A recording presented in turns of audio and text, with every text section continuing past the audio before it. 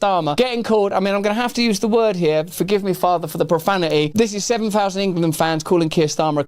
Bearing in mind, in my country, that's not considered that rude. Last night, an anatomical word, which I can't use on Sunday morning. I can't use it. I can't say it. I can't look at it. I can't smell it. I can't touch it. I can't do a drawing of it. In a country where politicians rehearse every line and the media sanitizes every controversy, football stadiums are the last arena where the truth can't be muted. When thousands of fans erupt with chants calling Keir Starmer the C word, that's not a throwaway insult. That's working-class democracy breaking through the noise. These are the people Labour was created to represent, and they're telling you, loudly, that they've had enough. It wasn't a panel discussion, it wasn't a protest, it was real people, unfiltered, saying exactly what the rest of the country feels, and doing it in front of millions. And what happens after this? Let's get into it. Just 5 years ago, Labour was a movement. Whether you loved or hated Jeremy Corbyn, the party felt alive, packed with young voters, union power, grassroots activism, and actual belief. The fact that so many Labour MPs say they can't work with Jeremy Corbyn, does that worry you? Let's hope he gets rid of him. Let's hope he gets rid of him when he gets voted in as leader and they get deselected and some people who support him get put in. All these people in the Parliamentary Labour Party are worried about are their tickets being thrown off the gravy train. Okay. They're going to get kicked off the gravy train. He's got the backing of all of his members and somehow that should be enough. Okay, but I mean, they presumably don't think he can win an election. That's what they're worried about. He can win an election, definitely. He's got all of us behind him.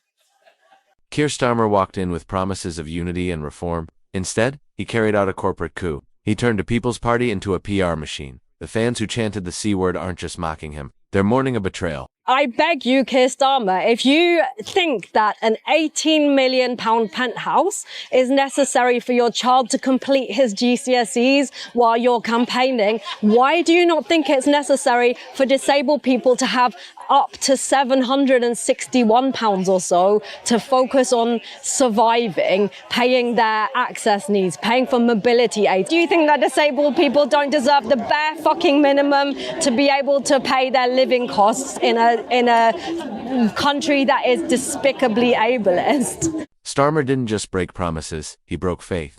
And the people chanting know it. This isn't disrespect, it's a political funeral. Starmer wants power. But he doesn't understand the culture of the people he's trying to rule. He doesn't joke. He doesn't banter. He doesn't connect. Watching him interact with ordinary people is like watching a banker try to dance at Carnival.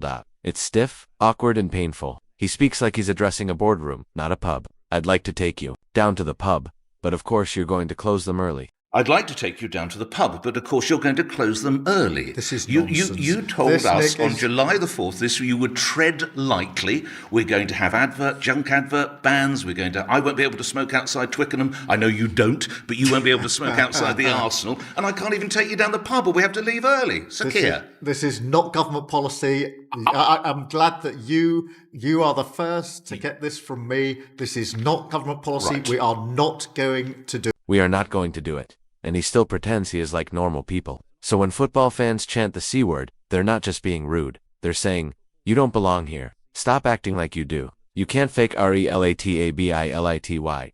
And the terraces don't let you pretend. Starmer's leadership style is cold, calculated, and emotionally dead. No passion, no purpose, just slogans about stability and seriousness.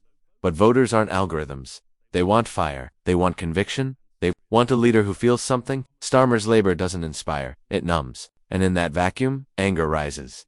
The C-word chant wasn't just rage, it was emotion, finally finding an outlet. Starmer wants people to think he's reliable, but reliability without connection is useless. People don't remember politicians for being safe. They remember who made them feel something, and right now, all Starmer makes people feel is contempt. Then what we end up in is a kind of bizarre and berserk dance. Then what we end up in is a kind of bizarre and berserk dance. It was chanted about the Prime Minister. It had 4 letters in it. Isn't it really early in your term of office for that level of unpopularity? That there's an acceptance that at some point everyone's going to realise Keir Starmer is indeed a C word, but it's a bit early in your term of office for whole stadiums full of people to start singing Keir Starmer is a C word. I'm not a football follower.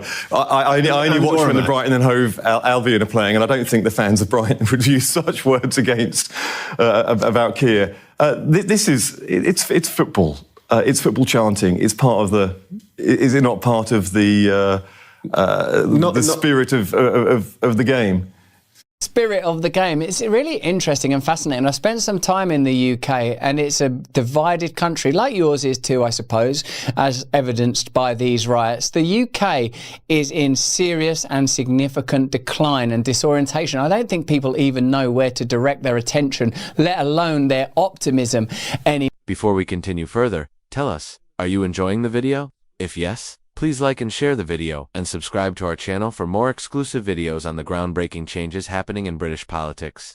Let's continue now. The mainstream media tried to bury the moment, but clips of the chants still went viral, spreading across TikTok, Instagram, and X faster than any Labour policy speech ever has. You can't suppress a moment this real. Starmer's team is praying that silence will kill it, but they're wrong. Every attempt to erase it only makes it grow. Because when people realize that the media won't report what they feel, they find their channels, and those chants are becoming louder than press conferences. The C-word chant wasn't a fluke. It was a symptom of something bigger, the collapse of trust in the entire political class. People are crying out for change across the country.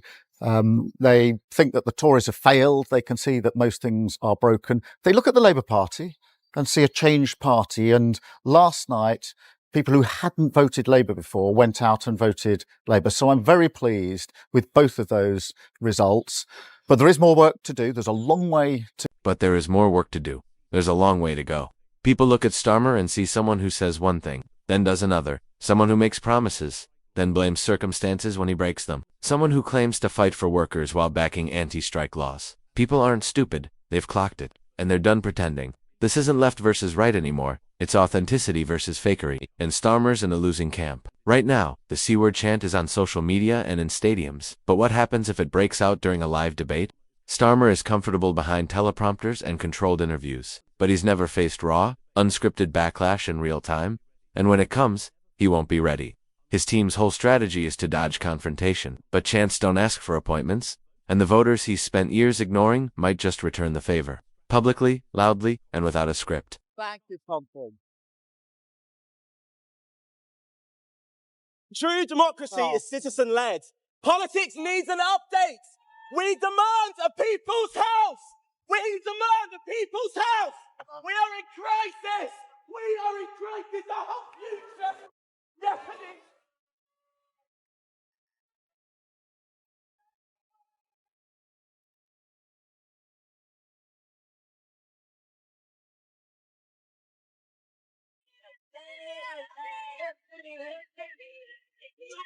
Your jacket off. We're gonna.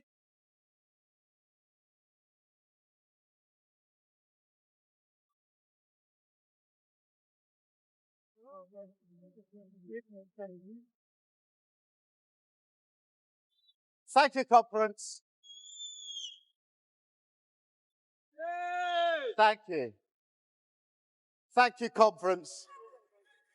If he thinks that bothers me, he doesn't know me. Yes, it's crude, but it's also real. The C-word chant might just become something bigger. A coded rebellion against political plastic. Just like Let's Go Brandon became shorthand for America's disillusionment with Biden, Starmer is the C-word. Could become Britain's cry of frustration with sterile leadership and fake opposition. Not a policy debate, a cultural rejection. It won't be printed on campaign leaflets, but it'll be scratched into pub toilets, whispered at marches, shouted at concerts. Because when a leader loses respect, all that's left is mockery, and that mockery is spreading. Mr. Speaker, if he wants to know what Conservatives would do, he should resign and find out. Until then... I'll decide when there's more. Mr. Speaker, until then, I'm the one asking the questions. There's a petition out there, 2 million people asking him to go. Yeah. He's the one who doesn't know. He's the one who doesn't know how things work. It is not government that creates growth, Mr. Speaker. It is business. His employment secretary, I don't see her here, she wants more young people in work. But businesses say they are cutting jobs because of the Chancellor's budget. His Deputy Prime Minister, she is not here. Her employment rights bill will stop businesses hiring. That's what they say. The CBI said on Monday that the dots of the government's policy don't join up. They're right, aren't they? Mr. Speaker, On Monday she said that she wouldn't reverse the increase in national insurance. Yesterday, on their legacy legislation, their predecessor, they couldn't decide what their position was. Today, they've launched a policy commission asking other people to give them some ideas for government. And she talks about a petition. We had a massive petition on the 4th of July in this country. We spent years taking our party from a party of protest to a party of government. They're hurtling in the opposite direction. What a load of nonsense, Mr. Speaker. Yes. We had a... What a load of nonsense, Mr. Speaker. It's not just that people are angry at Starmer. They're tired, exhausted, worn down by the endless cycle of big talk, no action, of promises made, then quietly abandoned, of watching a man rise to power by pretending to care and then doing nothing but managing decline. The football fans didn't plan a protest. They just reacted. Raw, real, unfiltered. Starmer is a C-word, because that's what you say when you've given someone too many chances and they blew every single one. So no, this isn't a scandal. It's not a viral moment. It's burnout. It's what happens when a man keeps failing and expects people to clap anyway. The country is tired and they're done being polite about it. How many times does a leader have to fail before we stop calling it leadership? Let us know in the comments section. If Keir Starmer can't inspire his MPs, his members, or even the people he claims to fight, then who is he leading? Do you want to watch more videos like this one? If yes, please like and share the video, and subscribe to get more updates on British politics and how events are changing it. Until the next video, stay tuned.